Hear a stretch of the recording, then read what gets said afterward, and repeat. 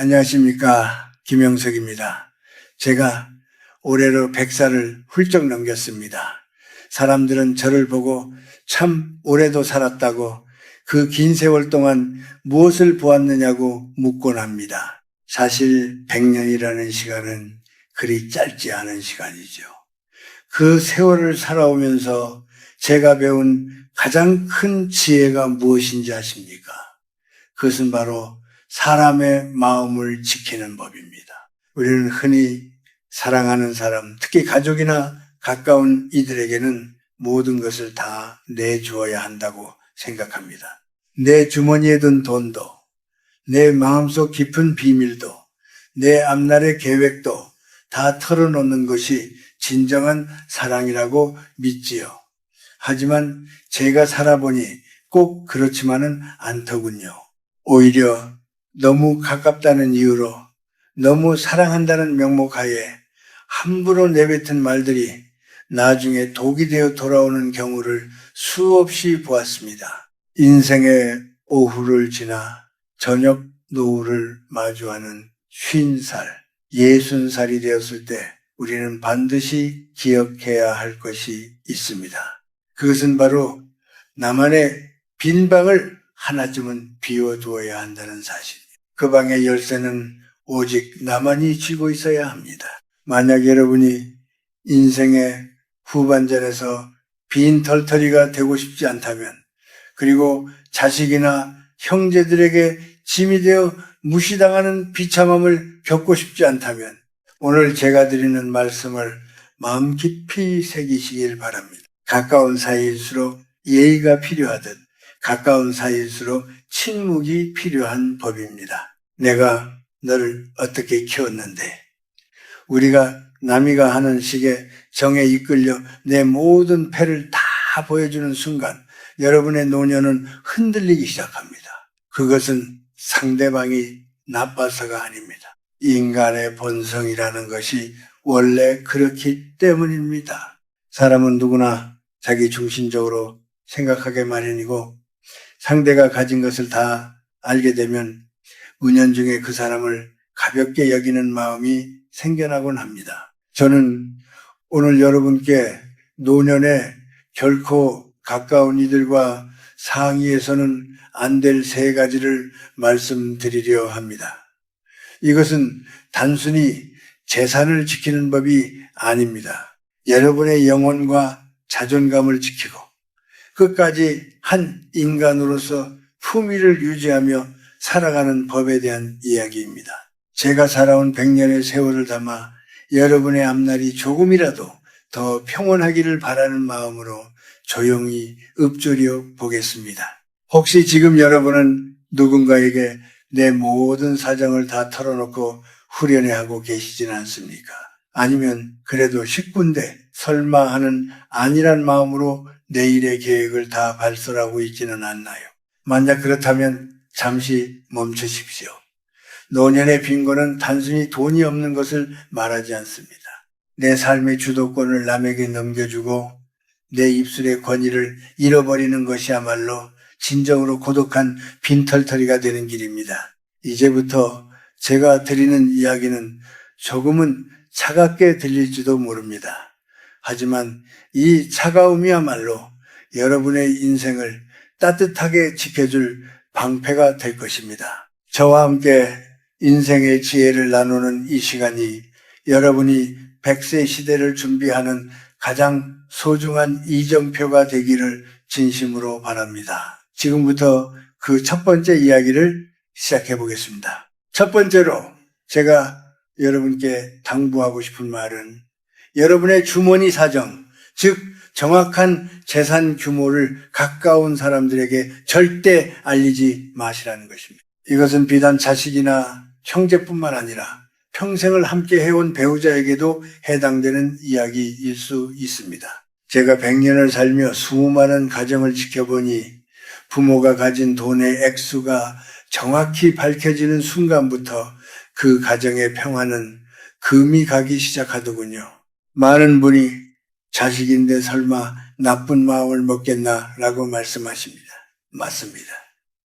자식들이 처음부터 부모의 돈을 뺏으려 하지는 않습니다. 하지만 사람의 마음이라는 것이 참으로 간사합니다. 부모가 가진 재산의 정확한 숫자를 아는 순간 자식들의 머릿속에는 계산기가 돌아가기 시작합니다. 아버지가 이만큼 있으니 내가 이번에 사업 자금을 좀 빌려달라고 해도 되겠구나. 혹은 어머니가 저 아파트를 가지고 계시니 나중에 내가 물려받으면 대출을 갚을 수 있겠지 하는 기대감이 생겨나는 것이지요. 기대감은 곧 의존심으로 변합니다. 스스로 일어서려 노력하기보다는 부모의 뒷배를 믿고 나태해지거나 부모가 제때 도와주지 않으면 오히려 섭섭함을 느끼고 원망하게 됩니다. 결국 부모의 사랑이 돈이라는 잣대로 평가받게 되는 비극이 시작되는 것입니다. 제가 아는 한 노신사는 평생 모은 재산을 자식들에게 미리 다 공개하고 나누어 주었습니다. 자식들이 효도하겠다는 약속을 철석같이 믿었기 때문이죠. 그런데 재산이 넘어가자마자 자식들의 태도가 달라졌습니다. 안부 전화는 줄어들고 명절에도 바쁘다는 핑계로 얼굴 보기가 힘들어졌습니다. 그분은 결국 쓸쓸한 요양원에서 내가 내 손에 쥔 것을 너무 일찍 놓아버렸다며 눈물을 흘리셨습니다. 노년의 재산은 단순히 사고 싶은 것을 사는 돈이 아닙니다. 그것은 여러분의 인격이자 자식들 앞에서 당당할 수 있는 최후의 보루입니다. 내가 내 밥값을 내고 내가 아플 때 내 돈으로 치료받을 수 있다는 자신감이 있어야 자식들도 부모를 한 인간으로서 존중하게 됩니다. 돈이 없으면 사람은 비굴해지기 마련이고 비굴해진 부모를 공경하기란 여간 어려운 일이 아닙니다. 그러니 누군가 여러분의 재산을 묻거든 그저 죽지 않을 만큼은 있다거나 남에게 손 안 벌릴 정도는 된다고만 대답하십시오. 정확한 액수는 오직 여러분만 알고 계셔야 합니다. 통장 잔고가 얼마인지, 주식이 얼마나 올랐는지, 숨겨둔 비상금이 얼마인지 공유하는 것은 여러분의 노후를 타인에게 맡기는 것과 다름없습니다. 돈을 움켜쥐고 인색하게 굴라는 말이 아닙니다. 베풀 때는 기쁘게 베풀되 내 생명줄과 같은 마지막 자금의 정체는 끝까지 비밀로 붙이라는 뜻입니다. 그래야만 여러분이 생을 마감하는 순간까지 자식들과 건강한 관계를 유지할 수 있고 진정한 효도를 받을 수 있습니다. 돈으로 산 효도는 돈이 떨어지면 끝이 나지만 부모의 권위를 지키며 나누어주는 사랑은 영원히 기억되기 때문입니다. 여러분 기억하십시오. 여러분의 지갑이 닫혀 있을 때 비로소 여러분의 입술에 권위가 서고 자식들은 여러분의 얼굴을 바라보게 됩니다. 지갑이 열려 그 속이 빤히 들여다 보이는 순간 그들의 시선은 여러분의 얼굴이 아닌 지갑으로 향하게 된다는 이 서글픈 진실을 잊지 마시길 바랍니다. 두 번째로 절대 발설하지 말아야 할 이야기는 무엇일까요? 이어서 말씀드리겠습니다. 두 번째로 제가 여러분께 간곡히 당부하고 싶은 것은 여러분이 과거에 저질렀던 실수나 허물 그리고 마음속 깊이 간직해온 치부를 가까운 이들에게 털어놓지 마시라는 점입니다. 나이가 들면 마음이 약해지고 외로워지기 마련이죠. 그래서 누군가에게 내 고통을 이해받고 싶고 사실 나도 이런 잘못을 했었다며 고백함으로써 마음의 짐을 덜고 싶어집니다. 특히 자식이나 배우자처럼 세상에서 가장 믿을 수 있는 사람에게라면 내 모든 어둠을 보여줘도 괜찮으리라 생각하기 쉽습니다. 하지만 냉정하게 들릴지 모르겠으나 그것은 대단히 위험한 선택입니다. 사람의 마음은 유리그릇 같아서 한 번 금이 가면 되돌리기 어렵고 가까운 사이일수록 서로에 대한 환상과 존경이 그 관계를 지탱하는 힘이 됩니다. 여러분이 젊은 시절 저질렀던 도덕적인 실수, 사업에서의 처참한 실패, 혹은 누군가에게 입혔던 상처를 자식들에게 고백한다고 가정해 봅시다. 자식들은 겉으로는 위로하는 척 하겠지만 속으로는 우리 아버지가, 우리 어머니가 그런 사람이었나 하는 실망감을 갖게 됩니다. 그 실망감은 시간이 흐를수록 마음 한구석에 뿌리를 내려 결정적인 순간에 여러분을 무시하거나 판단하는 근거가 되고 맙니다. 과거의 허물을 고백하는 것이 진솔함이라고 착각하지 마십시오. 진정한 참회는 신 앞에서 혹은 자기 자신과의 대화 속에서 이루어지는 것입니다. 타인에게 내 치부를 드러내는 순간 그것은 더 이상 나의 비밀이 아니라 타인이 나를 공격할 수 있는 무기가 됩니다. 갈등이 생기고 감정이 격해졌을 때 여러분이 믿고 털어놓았던 그 과거의 이야기가 비수가 되어 여러분의 가슴을 찌르게 될 것입니다. 당신 옛날에도 그랬다면서요? 혹은 아버지가 그러셨는데 저한테 왜 그러세요? 라는 말을 듣게 된다면 그 상처를 어떻게 감당하시겠습니까? 저는 100년을 살면서 수많은 사람의 고백을 들었습니다. 그런데 그 고백이 관계를 회복시키기보다는 오히려 거리감을 만드는 경우를 더 많이 보았습니다. 자식들은 부모를 완벽한 존재로 기억하고 싶어 합니다. 부모의 약점을 아는 순간 자식들은 부모를 보호해야 할 대상으로 여기거나 반대로 함부로 대해도 되는 대상으로 여기기 시작합니다. 어느 쪽이든 부모로서의 권위와 존엄은 사라지게 됩니다. 여러분의 과거는 이미 지나간 강물과 같습니다. 그 강물 속에 가라앉은 오물들을 굳이 수면 위로 끌어올려 가족들에게 보여줄 필요는 없습니다. 그저 묵묵히 오늘을 바르게 살아가는 모습만을 보여주십시오. 그것이 가족을 지키는 길이고 여러분의 명예를 지키는 길입니다. 말이라는 것은 한번 입 밖으로 나오면 절대로 주워 담을 수 없습니다. 특히 내 약점에 관한 말은 더욱 그렇습니다. 외로움 때문에 혹은 용서받고 싶은 욕구 때문에 내밀한 상처를 드러내지 마십시오. 침묵은 때로 가장 숭고한 자기 방어입니다. 여러분의 허물을 덮어두는 것은 비겁한 것이 아니라 사랑하는 사람들에게 실망을 주지 않으려는 배려이자 지혜입니다. 노년의 평안은 내 입술을 다스리는 데서 옵니다. 과거의 그림자를 스스로 짊어지고 가는 뒷모습이 오히려 아름다운 법입니다. 여러분의 인생 노트를 굳이 남들에게 다 읽어보라고 내어주지 마십시오. 마지막 페이지까지 덮여 있을 때 사람들은 그 책의 가치를 높게 평가하는 법입니다. 이제 마지막으로 여러분이 세상을 떠나기 전까지 결코 입 밖에 내지 말아야 할 세 번째 이야기에 대해 말씀드리겠습니다.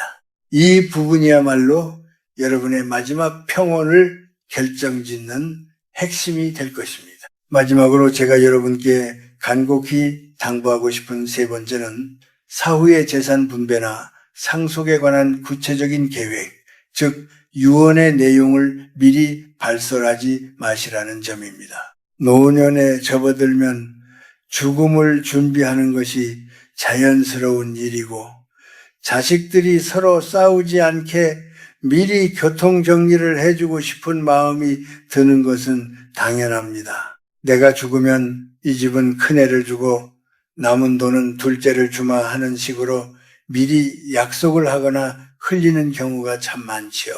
하지만 100년을 살아오며 제가 지켜본 바에 의하면 이 호의적인 약속이 오히려 형제 간의 우애를 갈라놓고 부모 자식 간의 천륜을 끊어놓는 불씨가 되는 경우가 허다했습니다. 재산 분배를 미리 알리는 순간 자식들의 마음속에는 보이지 않는 서열과 원망이 싹트기 시작합니다. 더 많이 받는 자식은 당연하게 여기며 고마움을 잊고 덜 받는 자식은 부모가 편애한다며 가슴에 한을 품게 됩니다. 형은 저번에 사업 자금도 가져갔는데 왜 집까지 형을 주느냐는 식의 해묵은 감정들이 터져 나오면 그때부터 부모의 집은 평화로운 안식처가 아니라 전쟁터가 되고 맙니다. 더 무서운 것은 재산 분배가 결정되었다고 믿는 순간 자식들의 태도가 변한다는 사실입니다. 이미 내 몫이 정해졌다고 생각하면 더 이상 부모의 눈치를 보거나 정성을 다해 모실 동기가 약해지기도 합니다. 반대로 재산을 받지 못할 것이라 생각한 자식은 아예 발길을 끊어버리기도 하지요. 부모가 가진 재산은 마지막까지 자식들이 부모를 우러러보게 만드는 보이지 않는 끈과 같습니다. 그 끈을 너무 일찍 풀어버리면 자식들은 흩어지게 마련입니다. 유언이나 상속은 법적으로 확실하게 서류로 남겨두되 그 내용은 여러분이 숨을 거두는 순간까지 함구하십시오. 자식들이 궁금해하더라도 너희들이 우애 있게 지내면 서운하지 않게 해두었으니 걱정 말하는 정도로만 갈무리하는 것이 지혜입니다. 그래야 자식들은 부모님이 돌아가시는 날까지 서로 화목하려 노력하고 부모님을 정성껏 모시게 됩니다. 이것은 자식들을 시험하는 것이 아니라 인간의 약한 본성을 경계하여 가족의 화목을 지키려는 고도의 방책입니다. 우리는 흔히 정직이 최선이라고 말하지만 노년의 정직은 때로 잔인한 결과를 초래합니다. 자식들에게 공평하게 나눠주겠다는 약속조차도 각자의 사정에 따라 불공평하게 받아들여질 수 있습니다. 돈 앞에서는 부모도 자식도 없다는 말이 괜히 나온 것이 아닙니다. 여러분이 세상을 떠난 뒤에 자식들이 다투는 것이 걱정되신다면 더욱더 침묵하십시오. 그리고 법적인 절차를 조용히 밟아두십시오. 그것이 남겨진 자식들을 위하는 길이고 여러분의 마지막 가는 길을 욕되게 하지 않는 방법입니다. 말 한마디로 천냥빚을 갚는다고 하지만 말 한마디로 평생 쌓아온 공든 탑을 무너뜨릴 수도 있습니다. 특히 재산에 관한 말은 가족이라는 아름다운 울타리를 무너뜨리는 가장 날카로운 도구가 될 수 있음을 명심하십시오. 여러분의 결정은 여러분의 가슴 속에 그리고 비밀스러운 서류 속에만 담아두십시오.